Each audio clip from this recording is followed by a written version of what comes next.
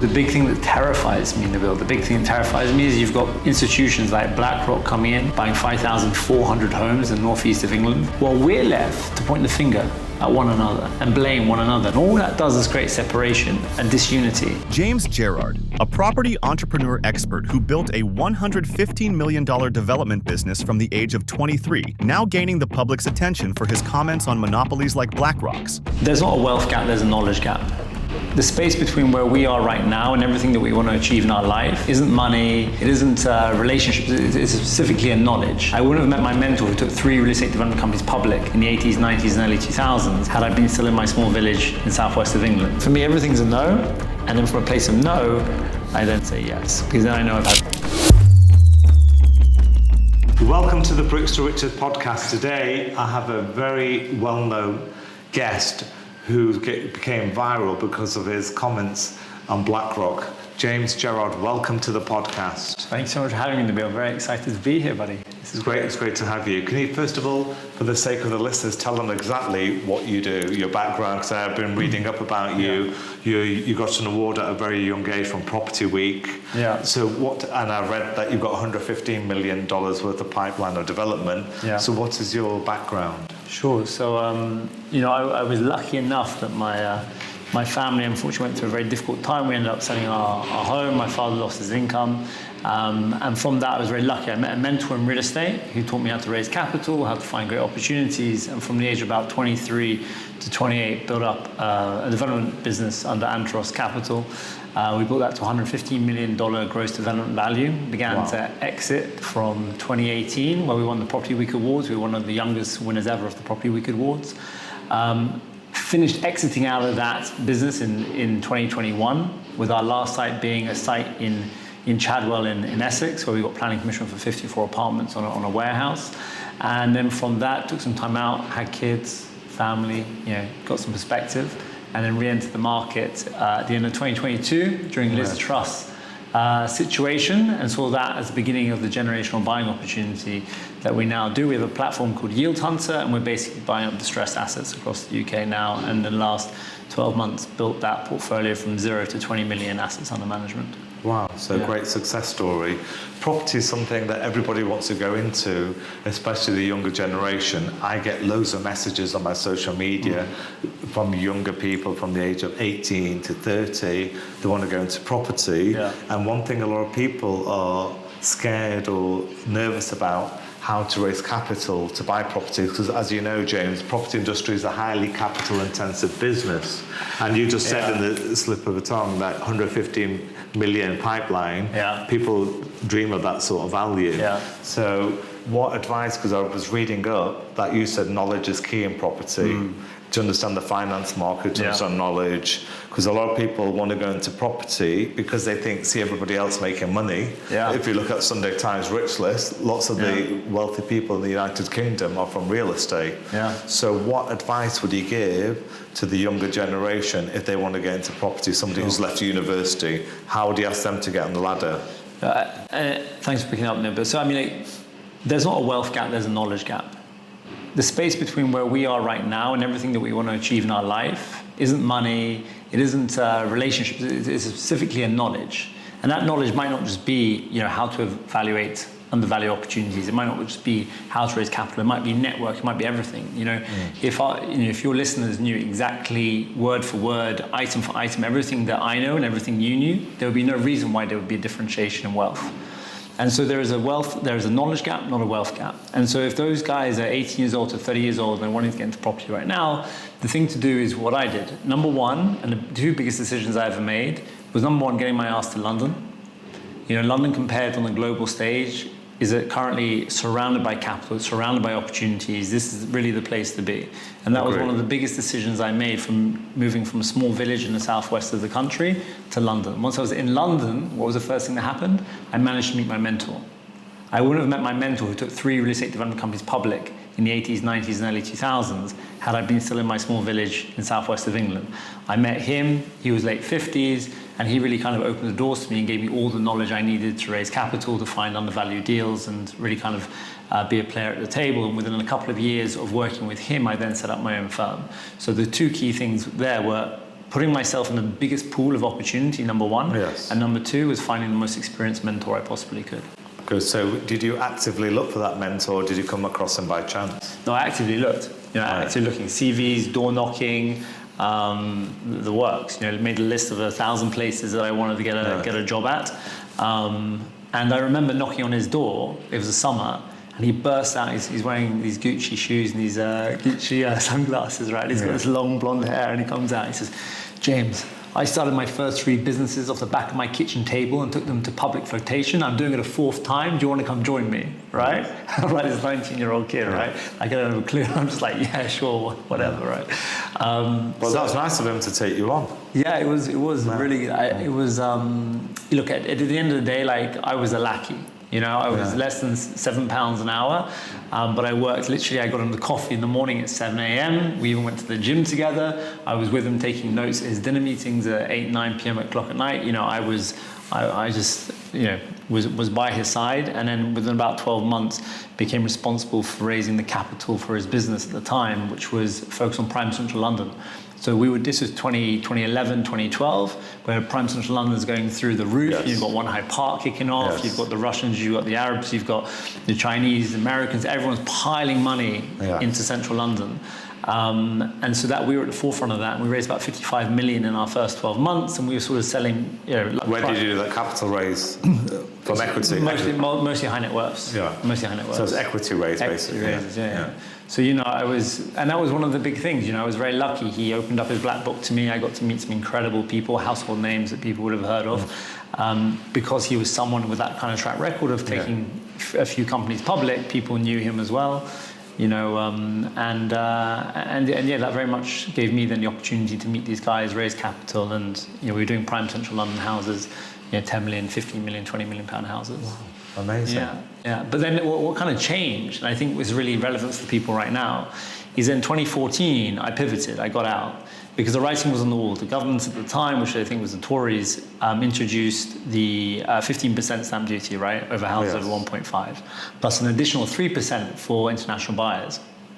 So one of the big things I always share with people, especially when you're thinking about real estate, is to understand, like, what is the zeitgeist? What is the prevailing belief system which is governing our society at any given time? Yes. And then you can kind of have an idea about whether government policy is going to support you in what you're trying to do or try and crush you. And unlike many other industries, property is very political. So it really matters about the political temperature of what you're planning. So in 2014, I pivoted. I realized that prime central London property was it was under attack. Yeah. So we pivoted and started my own new build property development company, doing new build apartment blocks. And we focused on what I called private affordable housing. So this was housing for people who could afford houses from 300,000 to 600,000 pounds in central London. Of course, what happened next? They introduced Help to Buy and started funding that to 95% loan to value. And of course, prices in that area just skyrocketed. And one of our first schemes That's when knowledge kicks in. You have to be moved with the times. Right. So you just said before earlier, it's key to have great knowledge of your sector, your industry. Totally. So you have to move with the times. And what's the weather forecast that's going to be affecting that industry? And it really resonated with me personally because my dad worked in an industry which used to provide advertising on ticket wallets, right? So for the viewers who might not know what that is, back in the day, when you used to book a plane ticket, it used to come in a ticket wallet, physical envelope, right, which was posted to you to your house. Pre-digital world. Pre-digital world, right? This is 1998. Yeah. And so his job was to put the advertising on those ticket wallets, right? And obviously this was a luxury purchase, so there were lots of interested people. In 1998, they introduced the first e-wallet. By 2004, every single airline in the world used e-wallets.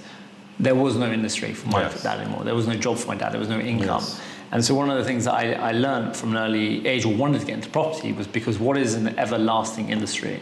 People always need homes. People always need a comfortable environment to live in. And if we can facilitate that, then that's a fantastic career to be in. So one of the advice I also give to young people is choose that everlasting sector. For me, I think it could be energy renewables. Right now, it's technology, it's health tech, or it's building homes. Those are some of the core industries that I see at the moment. But if I was young, I'd want to position myself in because they're somewhat bulletproof in this new wave that's coming that took so many of other people's jobs when the internet came. This new world of AI is also coming. Yeah, but James, after speaking with you, I can see you're a very hardworking and career-minded person. You have the hunger and desire to go and do it. Right. A lot of Gen Z people might not have that same hunger, and you have to work hard. You were focused, you were determined, you were disciplined, you really wanted it. So you have to put the hours in as well. Totally. It just can't just happen overnight. Quick scheme. You have to put the hours in. I've been in the property industry for over 30 years. I put the hours in. I work 7 days a week. Yeah. So nothing happens easy, does it? No. I mean, it's great advice, people. I mean, the reality is, there's a sort of like a quip I always say, which is billionaire by 60. Yes. You know, I think there was a trend, especially with millennials and even Gen Z, where they see guys making huge amounts of money on YouTube. Back in my day, it was people selling Instagram for billions of pounds, or WhatsApp for these 20-year-olds. Yes. The reality is that for 99.99% of people, it's a long-term game. Everything you do is just consistency and compounding in life, like, and you're a testament to all your success as well. So you have to work hard, basically. Work hard. I always tell people the 5 Ds of success: discipline, dedication, devotion, drive, and delegation. Because you can't get successful on your own, you have to have a team. Yeah. So the 5 Ds are very important to be successful. Oh, I think one of the harder ones for me, definitely, which came later, was that delegation part. Until you've actually letting go. But in order to scale up and to build an infrastructure, you have to have a good team around you who you can rely on, who can help you grow. 100%. For example, me, I don't really know much about the digital world. I've got 6 people in my team just doing it all for me. Fantastic. That's the way to do it. I kind of got a sense when we were putting all this together. So it's just like, I think you and I are very much the same on that. We're kind of, we're learning though. Yes. We're learning.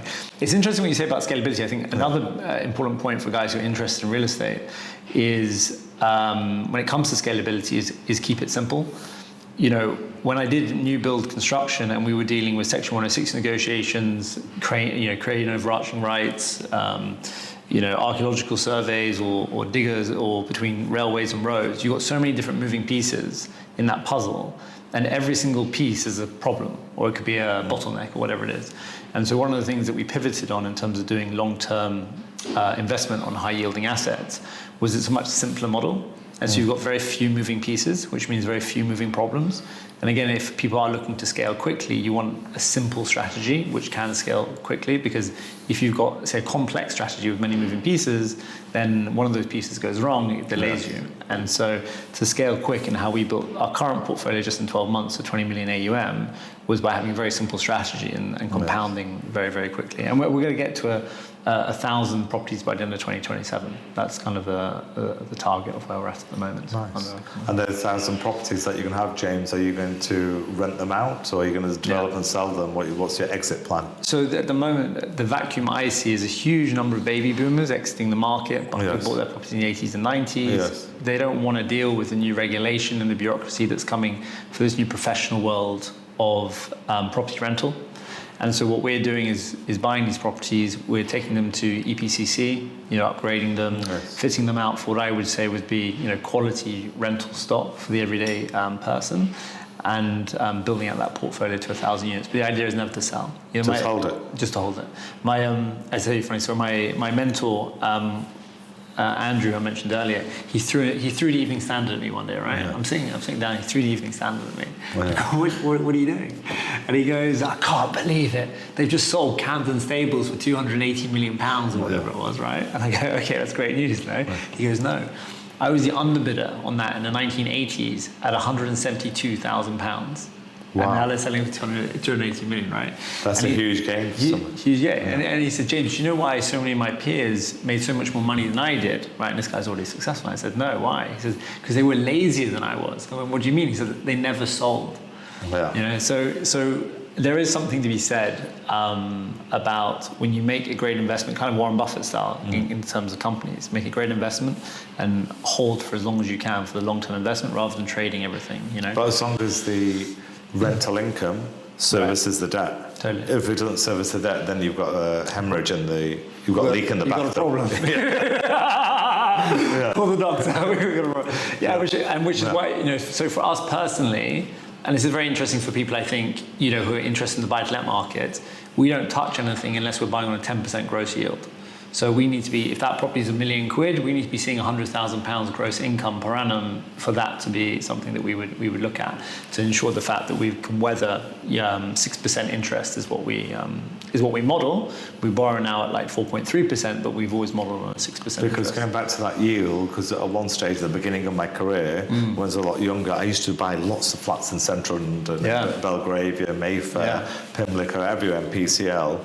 But as I got older, I realised those are vanity purchases, James, because unless they're unencumbered.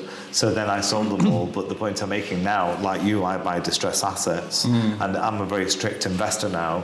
If the rent doesn't service the debt, I will not buy it. And in a week, we look at about 100 opportunities, we'll buy one. It has to be distressed. Because if it's not cheap, there's no point being a busy fool. So James, we were talking about real estate in central London. I did like your point that to make serious wealth, property, especially residential property, you should hold on to it because it's always going to go up. There's always a cycle constantly going up. So that I agree with that. But as new kids come on the block who want to go in the property industry and want to buy their own house, how will they be able to afford it because the prices are getting out of hand? Totally. I mean, the average house price right now in the UK is £280,000. Yes. The average salary is £37,000. That's like 7.5 times the average salary to buy a house. So for many people, they just simply can't afford it. And so, if we're looking like how are people going to afford homes in the future, it's really difficult. The big thing that terrifies me, Nabil, the big thing that terrifies me is you've got institutions like BlackRock coming in, buying 5,400 homes in the northeast of England. Now think about that. We've had a complete outcry recently of landlords. People owning second homes and second home council tax doubling, right? It's like... So BlackRock will have a whole monopoly. And interesting you talk about BlackRock, James, because that's how I came across your profile. I saw a interesting reel on Instagram about gentlemen talking about BlackRock, and I thought, that's very interesting. And I thought, this is a very learned chap, I want him on the podcast. That's why I contacted you. I appreciate it. And that went viral. It had over 100,000 views or something. 2.1 million views, and I got on that. But I think that's why. The question is why, right? Because, reason being is it touches upon people's innate feeling of scarcity. And what I'm trying to shed a bit of a light on is that so many of us in Britain right now are pointing the finger. We're pointing the finger at people who have too much money. We're pointing the finger at people who've got too many homes. We're pointing the finger at people who take too much from the state. We're pointing the finger at people who are coming across on boats. But no one's really understanding what's really driving the big macro factor here of why we've got no homes. When you've got an institution like Blackstone, who actually was the arm of BlackRock who did it, who buy 5,400 homes in one go, 1.4 billion invested in one go. You've got a Canadian pension fund who invested $1 billion in what they call single family rent, our houses. You've even got the South Korean pension fund, which put in 400 million. So you've got these massive sovereign wealth funds, massive asset managers, asset stripping the UK, taking away the homes, taking it out of our economy, while we're left to point the finger at one another and blame one another. And all that does is create separation and disunity. And what that mainly does then is distract away from the real topic and the real challenge that's facing our society right now, is that our wealth as a nation is being stripped away. And we need to become aware of that so that we can put legislation in place that protects us against that. There are plenty of examples around the world. Canada, they blocked foreign purchases. New Zealand blocked foreign capital buying its homes. Even in central London, a very interesting case study, right? Knight Frank's been sharing that they reckon that house prices are down 20% in central London, prime central London, over the last 10 years. That's not even like... there's a lot of people are buying property in UAE now, Dubai. Right. And there's tax breaks there as well. Right. But going back to the interesting point about BlackRock, James, is that when they have so many houses, 5,400, they have a monopoly. They can control the supply chain. So if there's less supply, prices go up. Totally. And they can control the rental demands. And I totally agree with you that there should be UK legislation for capped on international buyers, on fund buyers, even capped on rental. Otherwise, they could bully the young 21-year-old who wants to buy their own property. It's very hard for a young person to enter into the property industry. Right, and I think both of us would say that that young 21-year-old is probably going to have a better chance coming to us at the end of the month and saying, hey mate, look, I got a slight trouble with my rent this month. Like, can I get some amnesty? Fine, sure, whatever. Like, you've dealt with it in an appropriate manner. You're a great tenant otherwise. Everyone goes through a hard time. Totally get it. You write that letter to some nameless face in Blackstone or asset manager, you're going to get nothing. You are just a line item on a spreadsheet. And, John Smith, who's 85 years old, right, who's trying to find some alternative accommodation, he's going to get an eviction notice regardless. They don't care. They don't care. They don't care. You're just a number in the system. And it's going to get worse. It's going to be like a utility company. We have our gas, we have our water, we have our electric, you'll have your housing. Yeah, all monopolised. And we're completely monopolised, exactly. So that is the... so do you think how can the change happen to, like you just gave an example, other nations, they cap international buyers, they cap how many funds can buy houses. Maybe the UK legislation should change to allow for that provision. Yeah, I 100% agree with that. And I also believe that if you look at the number of new homes that are coming to the market and how many of those are being bought by institutional buyers under PRS, under SFR, so for listeners, private rental sector or single family rent, those homes never get into the system. Yeah. So everyone's got these amazing headlines right now. Ange Reina going to build 1.5 million homes. I don't know if you believe it, Nabil. I'm slightly skeptical, right? Oh, what timeline? What timeline? Right, what timeline? Yeah. It could be 20 years. 30, we'll be there, right? So, I'm slightly skeptical, but even what slightly depresses me is that those homes now are being funded by private equity, by asset managers, because they are going to build them to own them. So all of our listeners at home and everyone who's voting and everyone out there who's gone to local elections, what they didn't realize is that those 1.5 million homes aren't homes that you can buy. Yeah. They're not homes that I can buy. They're not homes that John on the street, 22 years old, is going to be able to buy. No one's going to be able to buy them because they're going to be built for the purposes of asset manager ownership. They're being taken out of the system. So it's now like building assets in the UK to strip them before they've even been stripped. It's like so I think it's terrifying for people. And so advice to young people right now is I do see this as a generational buying opportunity. House prices have gone down 22% since September 2022.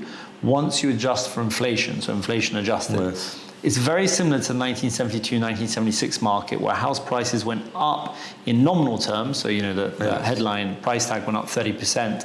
But once you adjusted for inflation, it actually gone down 32%. Right? So the net is 22%? The net is actually 32%. 32%. Wow. And so we're in a strange market right now where I think house prices during the same period have gone up about 4% nominally. But in real terms, once adjusted for inflation, they've gone down 22%. Why do you think that's it? Because I like the way you've got the macroeconomy figures there. You looked at it from a macro point of view. But do you think that's happened due to the fact that the taxes are high? Why is that happening? Because a lot of my friends who are wealthy in the United Kingdom are moving to Monaco, moving to Dubai for tax breaks. Why do you think the prices have dropped? Because people are taking the wealth out of the United Kingdom, or overpriced, or taxes, stamp duty, etc. What do you think?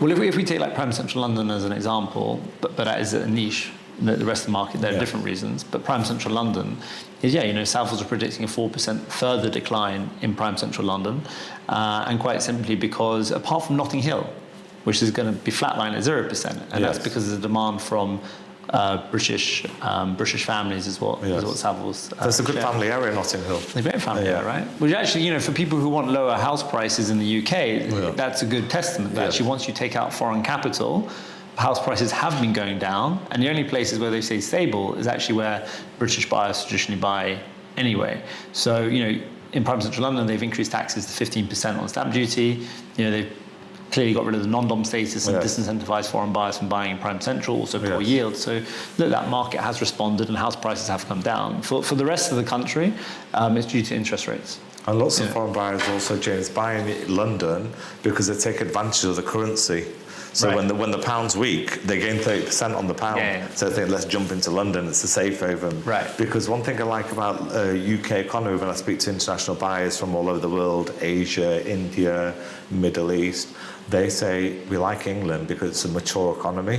It's not like a new propco, a new property development that you don't know. This has been going for generations, and it's secure. You get freeholds, etc. So it gives people a lot of confidence. 100%. It's the rule of law here and the British legal system is... Especially if you're coming from that part of the world, Middle East, the MENA region, and also Southern Asia, India, Pakistan, because England's a lot closer than going to America.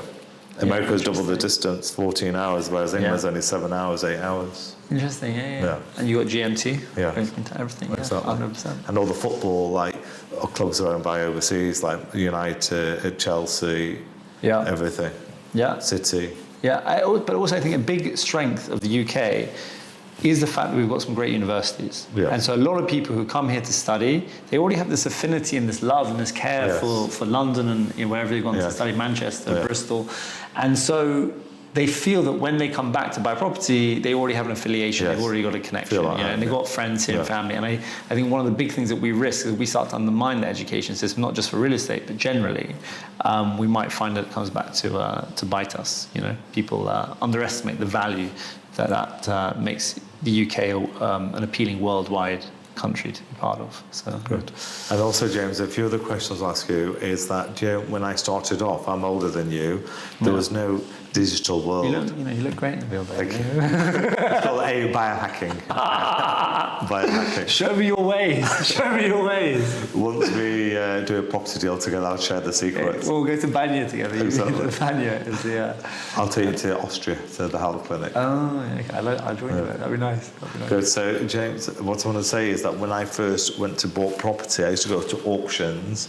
You used to have a little paddle with a number on, and you used to bid, and people used to go and buy. Yeah. Now the auction era has changed, and everything's going online. So if you like a property, everything's online. The 3D tool. You have to download the legal pack. You have to view it, and then you do your online comparables. Then after that, you email the auctioneer and say, I like it, do a viewing, and then you bid online. Yeah. So everything was coming digital. In the next 10 years, I see loads of estate. We're in central London right now. Yeah. The likes of Chesterton's, Marsh and Parsons, Allsops, every agent will they won't have a street presence. Yeah. So what do you think how the future will go with AI, with the digital world? So let's say in 10 years' time, when we look back at this podcast, when it's got trillions of views around the world, I want this to be perfect vision, what's going to happen in 10 years. Right, so this is what's going to happen in 10 years. You're spot on, with that analysis. And I think what's super interesting is that this is the first generational buying opportunity, the first oppression of real estate values that we've had with the type of technology that allows us to be anywhere in the world from the comfort of our own home. And what does that mean for house prices?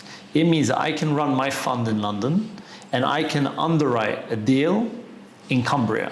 Yes. 4 hours away. I can see every single piece of historical data, every single previous house sale. I've got, back in the 07, 08, we didn't even have cameras on the back of our iPhones, right? Yes. We didn't even have Google Maps. So the ability to underwrite and to analyze a deal 4 or 5 hours away has never been so easy. So what we found is our ability to move capital from London and therefore from the world. Yes. Global capital comes into London, global capital then spreads throughout the UK. Our ability to spread that capital around the UK has never been easier. And so what we're going to see, unfortunately, is a huge rise in asset prices outside of London. Because in a world where we have higher rates than in the 2010s, we're going to be in a world where we're going to have to hunt for those yields. Yeah. Because you're not going to be able to get 2-3% in London. You have to go further. Like originally, I'm from Manchester. The yields in Manchester, you can get up to 10%. Amazing. In central London, you can't get that. Can't get it at all. But in central London, however, you do get more capital appreciation.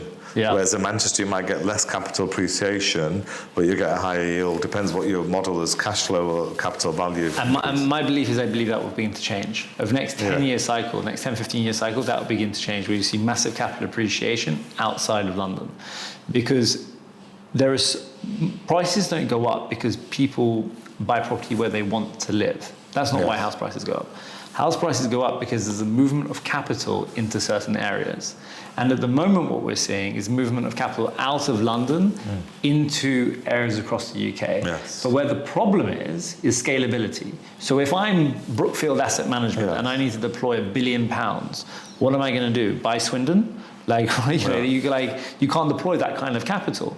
So what you end up having to do is to fractionalize the ownership. You basically have to somehow find a way of deploying that amount of capital across the country. Now, we've never been able to do that. That's also why they've never done it before. But now with technology, they can make multiple purchases across multiple platforms in one go to deploy that capital into those regions, which is why Prime Central London and Central London is so well.